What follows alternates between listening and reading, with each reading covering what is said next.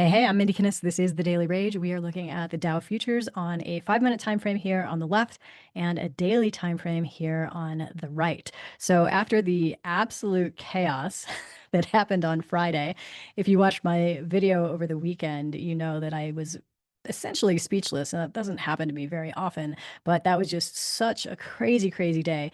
Anyway, on the Dow on the daily time frame, we basically came all the way down to the daily cloud. We also found support back in here and bounced up off of there on Friday. And then as of the open last night or yesterday afternoon, depending on your time zone, it was gap up and go. So we had a pretty decent recovery. You can see we did surpass the ATR today. I mean, nothing compared to Friday, but here's the reality. If we always use days like Friday as our comparison point, like that's not normal. It's not reality. So we do need to remind ourselves that most days are not like that. There will be, I don't know, a handful of days on any given year that are so crazy like that. So most of the time, that's not the reality that we have to work with. Unfortunately, I mean, it'd be amazing if all the days are like that, but unfortunately it's not. Anyway, what we found is a little overhead resistance here at the turning line and the standard line. So that's going to be kind of our first thing to really like push up and out of that to get back into this zone where we were.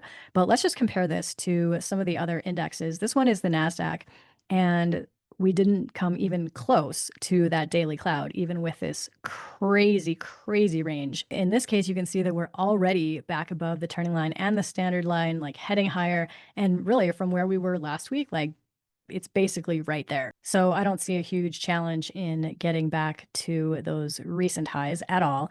And as for the winner of today, based on the percent change, 3.83% up. That's awesome. This one is the Russell futures.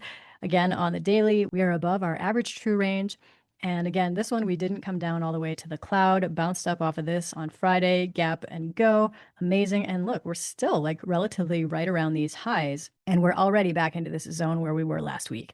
So any given day that it's like the world is ending, everything's falling off a cliff, or vice versa, everything goes crazy up, the market consistently wants to just find some balance. And it did a pretty good job of that today. So looking ahead, we might be talking yet again about new all-time highs on any one of these indexes, but definitely the Russell and the NASDAQ are looking pretty hot. The S&P and the Dow have a little bit more work to do. I'm Mindy Kinnis. Thanks so much for watching.